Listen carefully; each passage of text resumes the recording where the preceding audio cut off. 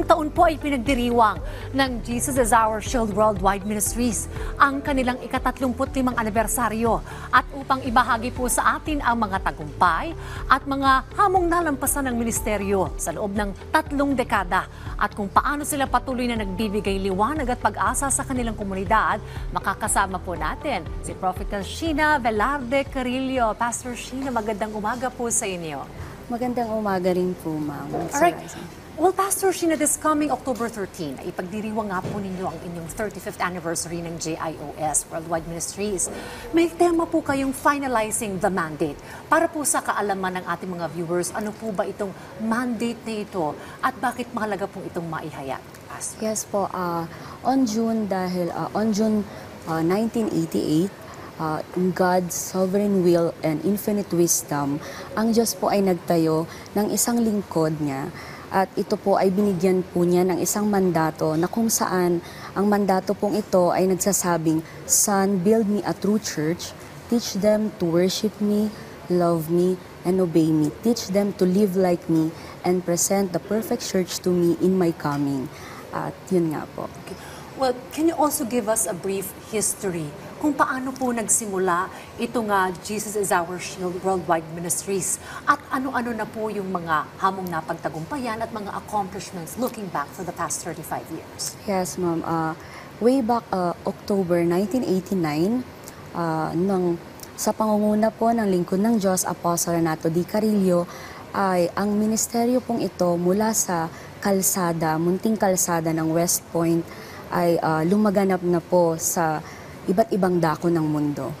Ang palipat-lipat po na church na meron na po tayong sariling worship center sa 1069 Barangay EDSA, Katipunan. At maging sa Trece Martires, Cavite, na kung saan dun po yung God's dwelling place at biniyayaan na rin po ng Lord ng Miracle Mountain. At patuloy pong pinagpapala ng Diyos ang ministeryo pong ito sa pamamagitan po ng Mission of Love, Love in Action sa pangunguna po ng babae ng Diyos, Prophetess Elena Carillo. Well, 35 years is a long time. It's a milestone for the ministry. Sa inyo pong palagay, ano po ang naging sikreto ng ministeryong ito kung bakit ito nagtagal ng 35 years at patuloy pa pong lumalago, Pastora? Yes, naging 300 na po ang chapters dito sa bansa. At 50 ang chapters po natin abroad.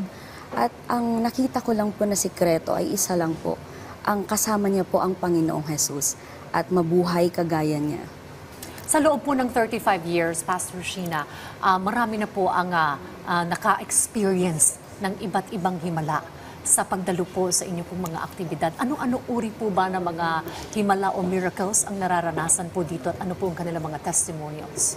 Yes po, hindi na po mabilang ang mga testimony na pinapaabot po sa atin. Milyon-milyon ang gumagaling sa pamamagitan po ng ministeryong ito. Ang mga bulag ay nakakita, ang mga pilay ay nakalakad, ang mga bingi po ay nakarinig, at marami na din pong mga sakit at karamdaman ang gumagaling.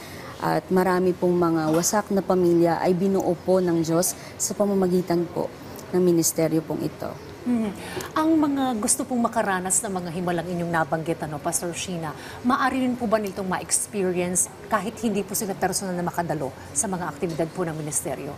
Yes po, hindi lang po sa live services nakakaranas ng mga himala ang mga dumadalo, maging ang mga nanonood po via Zoom or sa TV po natin.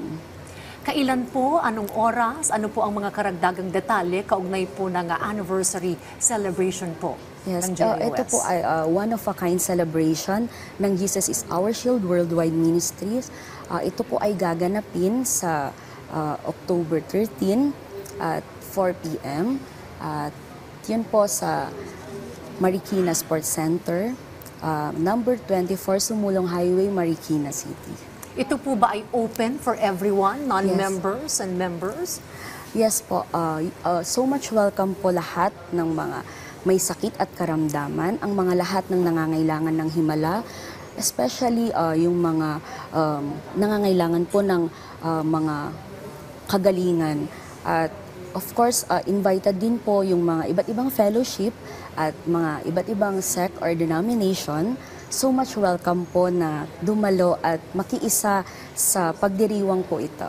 Wala po itong registration fee, libre po ang pagpasok po dito. Yes po, ito po ay libre pong gawain. At lahat po ay welcome po, lalo na po ang mga nangangailangan po ng himala sa kanilang buhay. Paano naman po yung mga nasa malalayong lugar like Visayas and Mindanao? How can they join and participate in this celebration? Yes po, we are live po sa amin broadcast sa official Facebook page at sa official YouTube page po namin sa Alright. Bilang panghuli na lang, Pastor Sheena, ano pa po yung gusto nyong mensaheng iparating sa ating po mga viewers, both for members and non-members of JIOS? Kaugnay na rin po ng 35th anniversary celebration po ninyo. Yes po. Ito po ay one-of-a-kind celebration, kaya malugod po namin kayong inaanyayahan sa darating na October 13 sa Marikina Sports Center. At lahat po ng nangangailangan po ng himala, mga bulag, mga pipi, mga bingi, at lahat po ng may mga sakit at karamdaman ay so much welcome po kayong dumalo dahil ito na po ang oras ng himala ng buhay nyo. Dito nyo po makikita ang mga dakilang bagay na gagawin ng Diyos at kagilagilalas ang gagawin po ng Diyos sa araw pong ito. And I believe that God is a God of surprises. At dito po natin makikita ang greater works ng Lord. Kaya be there, join us sa grandest celebration na to sa 35th anniversary ng Jesus is Our Shield Worldwide Ministries sa pangunguna ng lingkod ng Diyos, Apostol Renato D. Carillo at ang babae ng Diyos, Prophetess Elena Gacarillo. Paki-promote na lang din po ng ating mga social media pages para po maka-join sila online. Ano po yung ating mga social media pages? Yes po, we have a official page sa Facebook at www.facebook.com/JIOSWM.